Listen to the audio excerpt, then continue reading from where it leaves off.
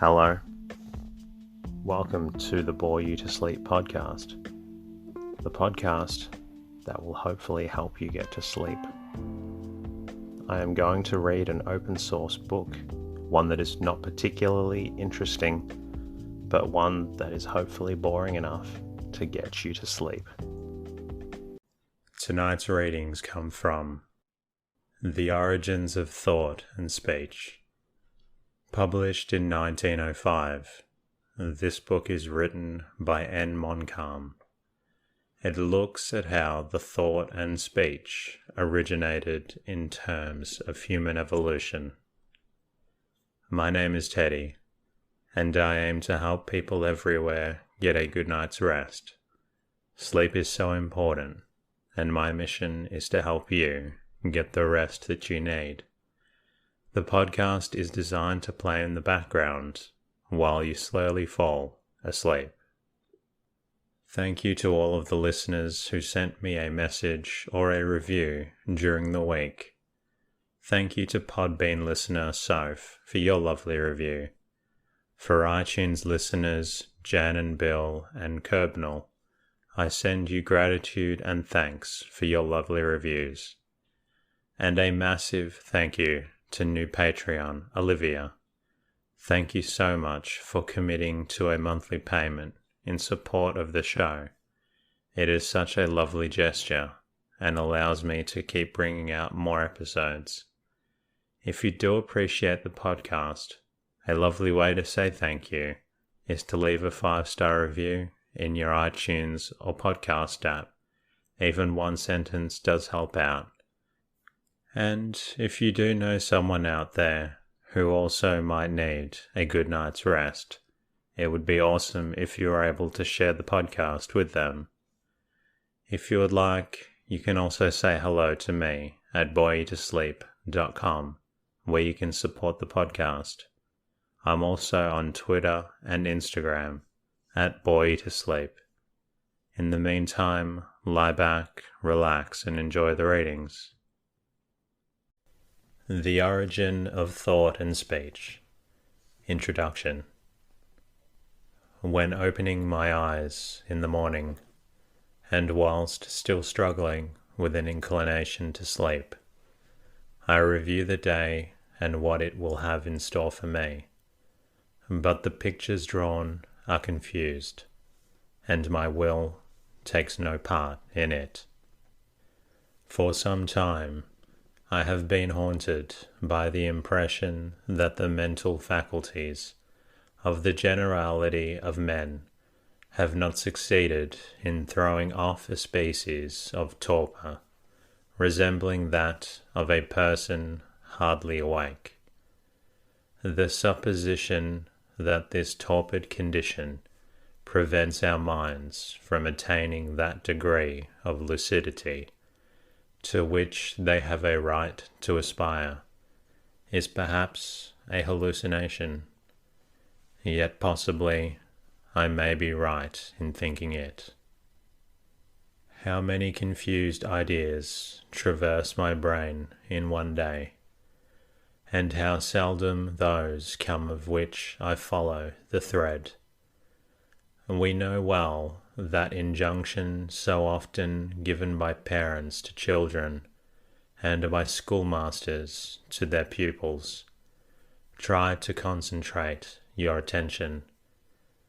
It almost seems as if that which we require of children is beyond my powers, for I have hardly resolved to disentangle a problem of whatever kind, when, under the form of useless, futile, inept thoughts, obstacles heap themselves across my path. When a person has to be awakened, who is disinclined to be disturbed, he is violently shaken. What movement would suffice to energize a man whose mental powers were drowsy? I do not see anything from outside the wall, and a personal effort could not be looked for from an inverted will.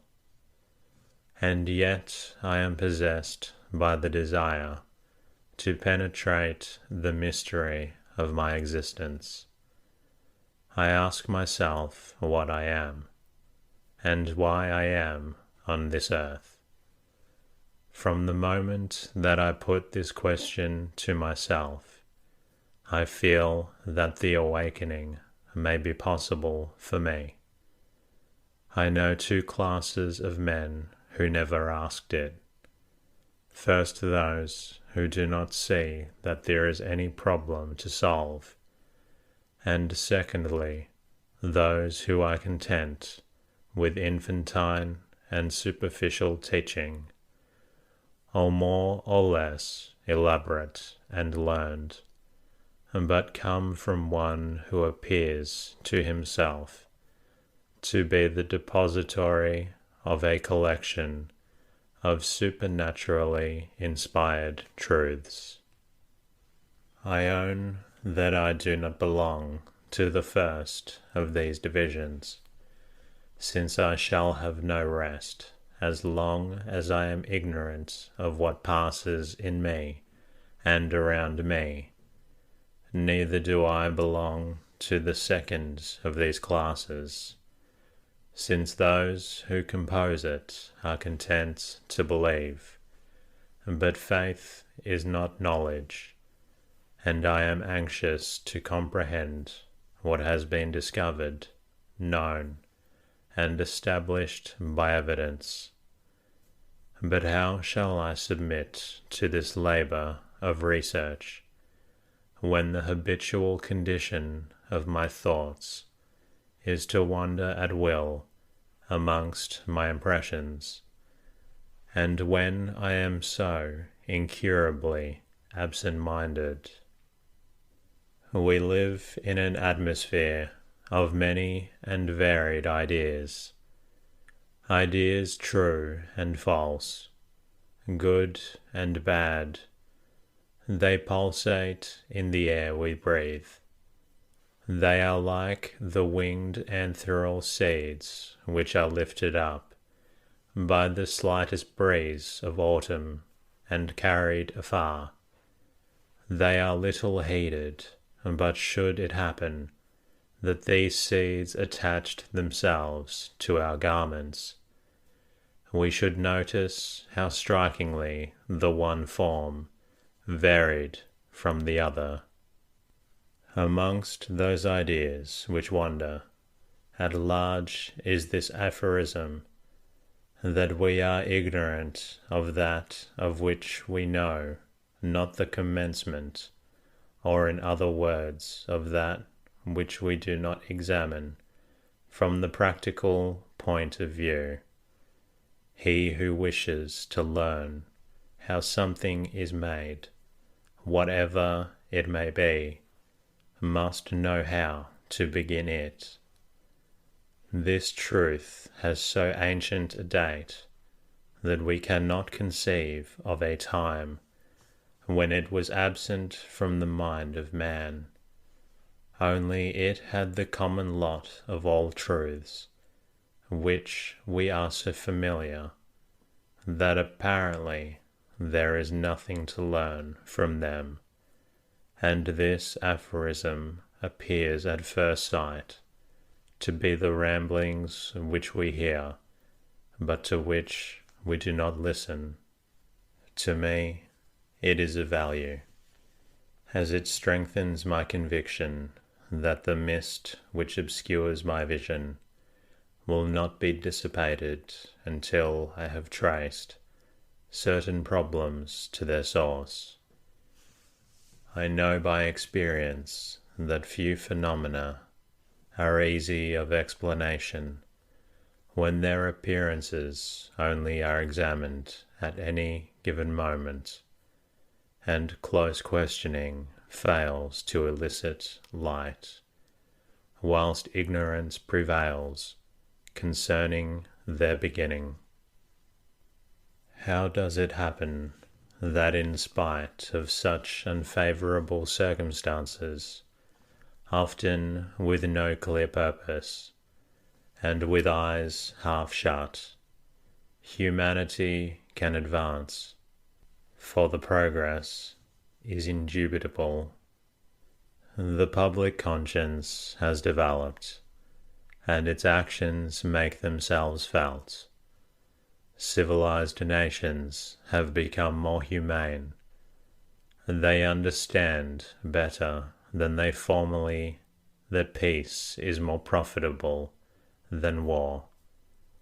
Certain social problems are being seriously discussed, and some are on the point of solution. In the physical sciences, as well as in the mechanical arts, progress is most marked. But I see that though imagination, observation, and a talent for invention have had much to do with this progress, the capacity of imitation has also been a powerful factor. When William Herschel gave up music for astronomy, he perfected the optical instruments which were in use at the time, and manufactured some excellent telescopes at comparatively moderate prices, with the result that his fellow astronomers and their successors were able to devote themselves to the study of the heavens with greater ease and readiness. Again, at one of the national exhibitions of our time, there was shown to all comers the model of a recently invented apparatus for the conveyance of the wounded on battlefields, since which each country now produces its own design, with various improvements, and the victims of the barbarism still lingering in war were benefited by these modern appliances, due entirely to the art of imitation. In short, progress exists, but not all along the line. As thought travels slowly in its domain, so mental science is behindhand. A true idea is not mechanically reproduced. It must be tended for to bear fruit. But what tendance would avail if it is only with difficulty that we discriminate between what we already know and what we do not yet know? For this distinction must accompany conscious progress. Everything around us tends to keep us in this penumbra, which is so favorable to inertia, ignorance, sleep. Certain groups of philosophical ideas become condensed and systematized. In some systems, there are one or two great thoughts only. This suffices. These systems remain, germinate, and direct contemporaneous generations, as well as those of the future. It may also happen that these same ideas invade brains, little prepared to receive them, and thus deviate from their course, as they advance, and end by becoming the travestied, that it is no longer possible to know what they were at their origin. A swerving movement has taken place, which causes suffering to contemporaries, and still more to those who come after. Thus the bulk increases, the bulk of truth and the bulk of error, and this fatal expansion of the truth and the false, intertwined the one with the other, pursues its encroaching and troublous way. This confusion is something impersonal. It is an opaque body which interposes itself between the truth and ourselves, and prevents us from contemplating it. But the confusion may also arise directly from those whose mission it is to guide us. I open a book written by some grave thinker who, I imagine, knows his subject thoroughly, and I begin to read in all confidence. At first, I think I understand him. Then I am stopped by a word, and I wonder what meaning the author has attached to it. A little further, I come upon the same word, which now seems invested with another signification. This disconcerts me, and I close the book. I take another, but the same disagreeable surprise awaits me, and I find everywhere terms whose meaning varies to suit the convenience of the author, and what we are to understand by these words is nowhere explained. These defects arise, probably, from the fact that certain philosophers, taking their confused opinions for new ideas, seek for words in which to express them, and not finding them in their vocabulary, they coin them using terms to which no precise meaning is attached, which terms remain more or less enigmatical to the authors themselves, and, consequently, unintelligible to the readers. In this way does the confusion of ideas arise and is propagated.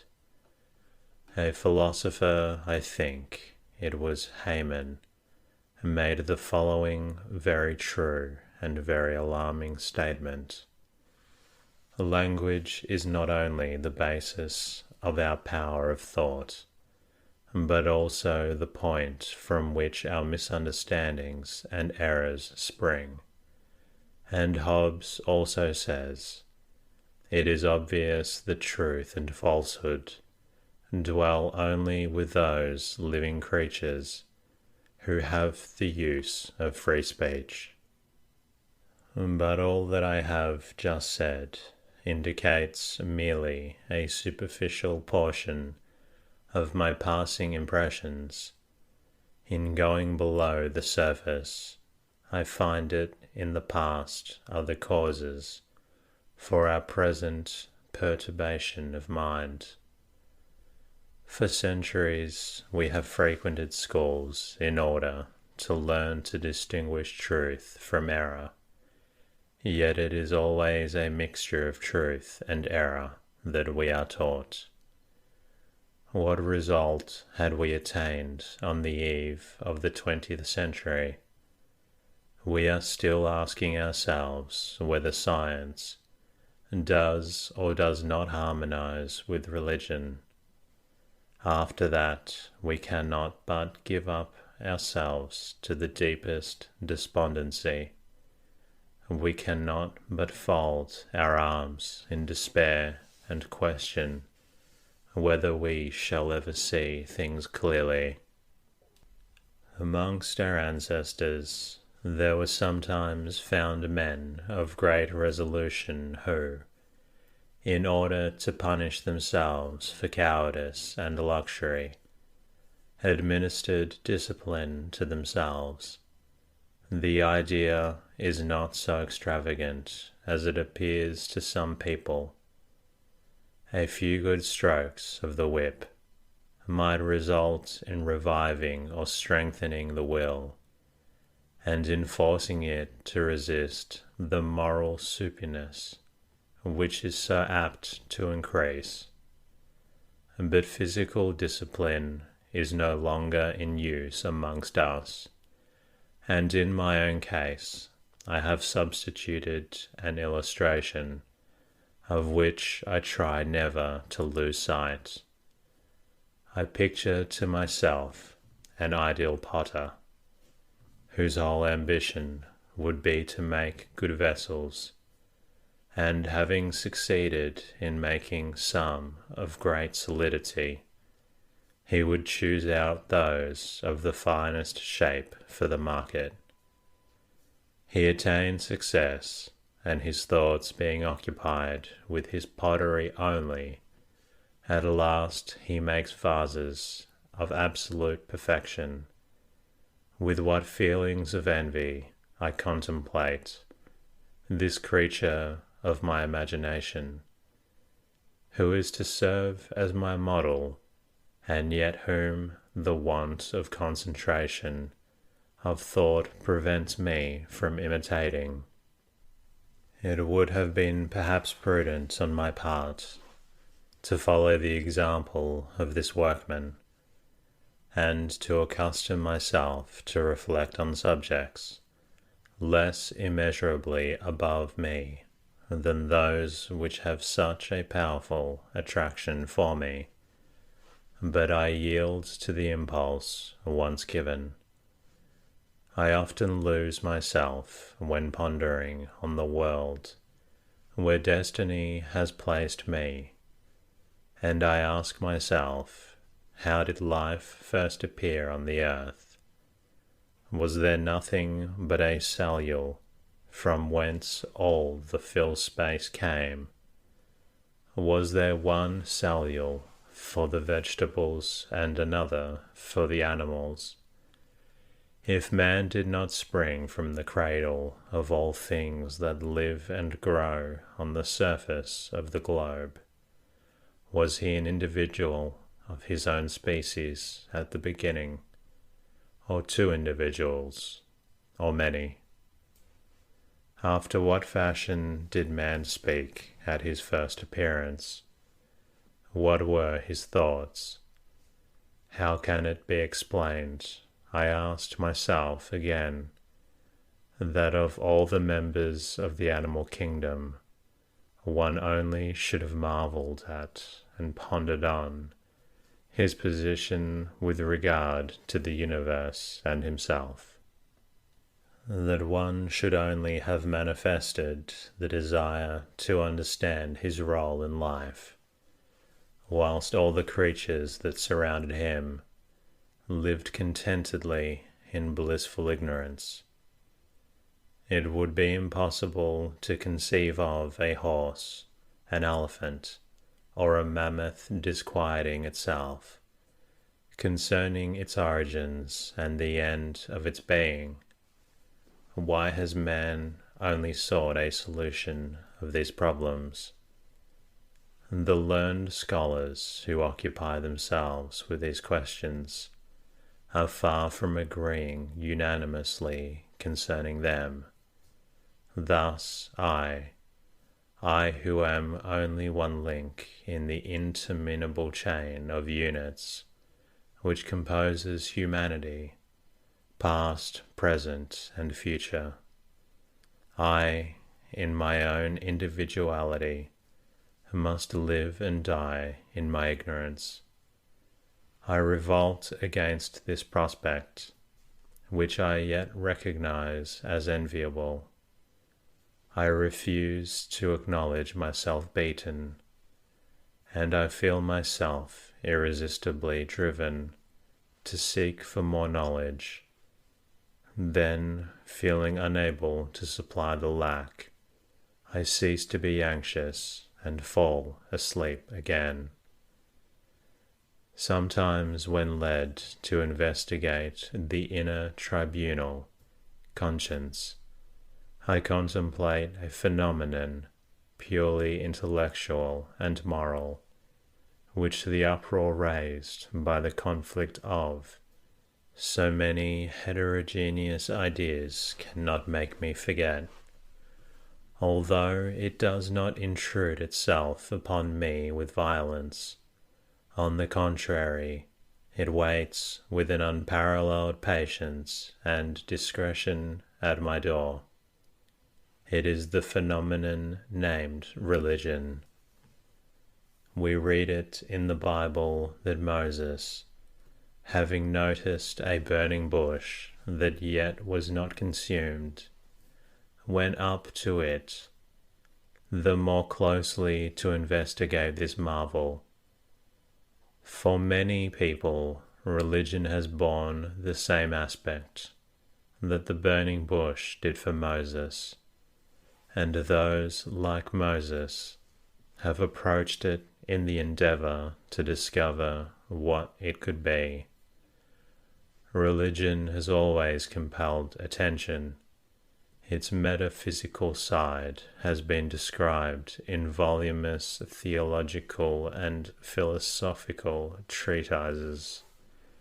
Historians on their side have made many researches concerning the forms in which it has clothed itself on earth during a long succession of centuries, and amongst many people it is even said there are learned men who have studied all the Bibles and catechisms, and it is added that few amongst them know what religion really is.